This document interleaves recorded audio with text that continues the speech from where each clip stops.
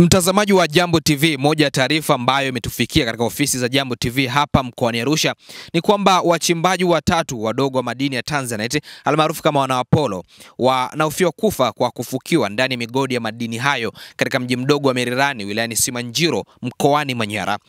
Hii imefahamika baada ya wazazi wao kutowaona kwa siku kadhaa na kuandamana katika lango kuu la Mererani wakitaka kupata taarifa za ndugu zao. Taarifa za kutoonekana kwa Apollo hao zilianza kuzagaa katika viunga vya migodi hiyo ya Mererani kuanzia Aprili 12 wiki iliyopita, huku ndugu wa jamaa hao wakionekana kulizonga lango kuu la Mererani wakitaka kujua ndugu zao wako wapi. Katika kikao kilichoketi siku ya Jumamosi na siku ya Jumatatu katika ofisi ya afisa mfawidhi wa madini Mererani RMO, hoja kubwa ni namna ya kupata taarifa za wachimbaji hao ambao hawakuwa sehemu ya walioajiriwa katika migodi inayofiwa kufariki watu hao. Mkuu wa wilaya ya Simanjiro Fakir Rafael Lulandala amethibitisha kuwepo kwa taarifa za kupotea kwa wachimbaji hao na kudai kwamba jitihada za kuwasaka katika migodi kadhaa inayofiwa kufanya kazi kwa watu hao zimefanyika, ila hadi sasa bado hawajaonekana tangu taarifa hizo ziwafikia Aprili 12 mwaka huu. Ni mapema mno kuzungumzia hilo kwa sababu ndio zipo hisia kwamba kuna wananchi hawaonekani. Yani there are missing people ambao kazi yao wanayofanya ni kule migodini. Ndio shughuli zao. Sasa hawaonekani. Kwa hiyo watu hao wameripotiwa kituo cha polisi, na kwa kuwa wote kazi zao wanazifanya migodini, kwa hiyo inahisiwa kwamba wanaweza kuwa walishuka kwenye mojawapo ya migodi kwenye kufanya shughuli hizo wakawa wamepotea. Ni wanafanya kazi ni wale wataalamu wa kulipua baruti. Kwa hiyo hatuna uhakika kama wamepotelea humo. Kwa hiyo since 4 days ago, nafikiri toka tarehe 12. Wamekuwa wanatafutwa. Wametafutwa sana, wameshuka kwenye migodi inayohisiwa kwamba wanaweza kuwa walishuka, hawajapatikana, imeingizwa hewa humo chini kwenye mashimo ambayo. Kwa hiyo bado hatujawapata. Kwa kuwa hatujawapata, hatuwezi kutoa kauli kwamba wamepotelea humo kwenye migodi. Kwa hiyo kazi inaendelea, ni mapema mno kulizungumzia hilo.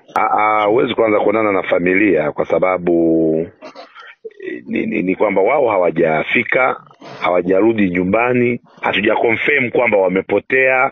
Na watu mle huwa unajua migodini kuna staili yake ya maisha Watu wanaingia, wanaweza wakakaa siku nyingi huko, wanaweza kawa mle ndani siku nyingi. Kwa hiyo tunazo taarifa, polisi na wameripoti polisi kwamba mtu wangu hajarudi.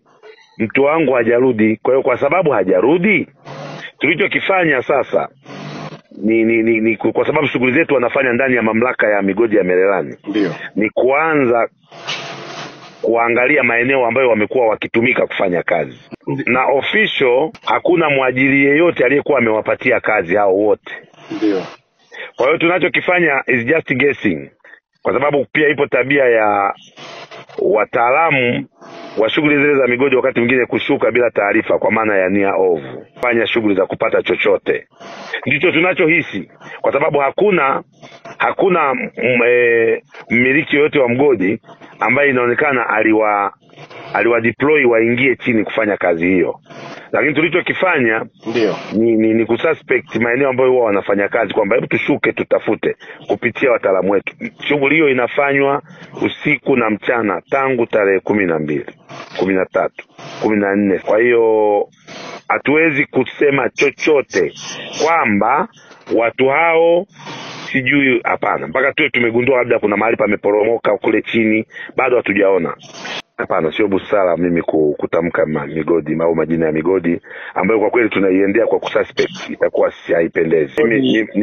Sihitaji utaje mtu. Ukiongea na mimi sio busara ukataja mtu kwa sasa, sababu wote ambao tumewaendea tumesuspect, na kwa nia njema wameruhusu tuingie kwenye migodi yao hadi kwenye yale maeneo ambayo walishaacha kufanyia kazi. Tukawaomba wapeleke hewa wasakuleti. Maeneo mengine tumekuta kuna maji, tukawaomba kwa mashine zao wavute maji ili wataalamu wetu waingie. Kwa hiyo heshima ambayo wanatupa inatosha, kwa sababu atakwambia zao nataka kutafute kwangu, nani alikwambia ameingia kwangu? Kwangu hayupo. Lakini sisi tunafahamu wakati mwingine kuna njia hizo ambazo chini kwa chini mtu anaweza akatokelezea akaingia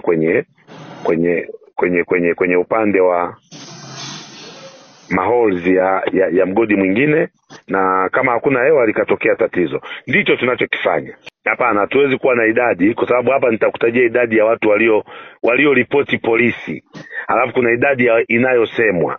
Sasa sisi tunashughulika zote, kwanza tuone kuna watu huko chini, tutakapoona tutajua idadi. Lakini walikuwepo idadi ya watu kadhaa ambao waliripoti polisi. Hapana, hiyo siko tayari kudisclose kwa sasa. Lakini hayo ndio yasema, nafikiri wala sio ya hatari kujulikana. Kwa hiyo ni mtu akisema kwamba wamekufa mgodini au wamefukiwa, bado anakuwa hayuko sahihi, kwa sababu hatujapata ushahidi. Unaweza kufikiri ni mgodini, kumbe watu hawako mgodini. Yes. Sasa tatizo kwenye shughuli za migodi, wakati mwingine watu wanaenda migodini wakakaa muda mrefu kabisa bila communicate au kurudi kwa familia. Ndio shida hiyo.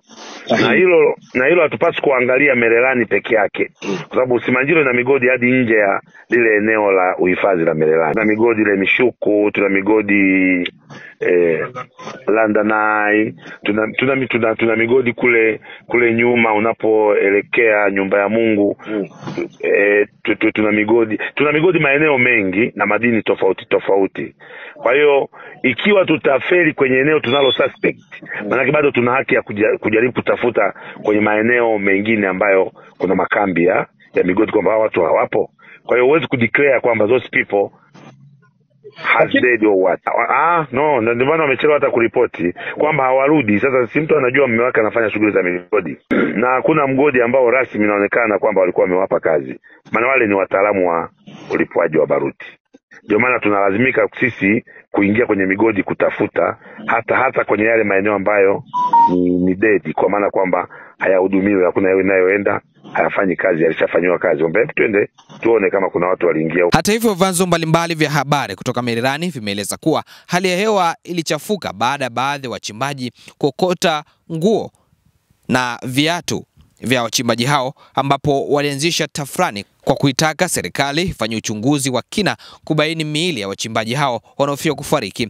Taarifa hizo zimeenda mbali zaidi na kudai kwamba mara baada ya tafrani hiyo, serikali iliamua kutoa kibali kwa wachimbaji hao kuzama katika moja ya migodi mikubwa inayotajwa kwa lengo la kuwasaka wachimbaji hao, lakini jitihada hizo hazikuzaa matunda. Hata hivyo, Jambo TV itaendelea kufuatilia taarifa hii kwa undani na kukuletea kile ambacho kitaendelea kujiri. Langu jina ni Baraka Lucas kutoka hapa jijini Arusha.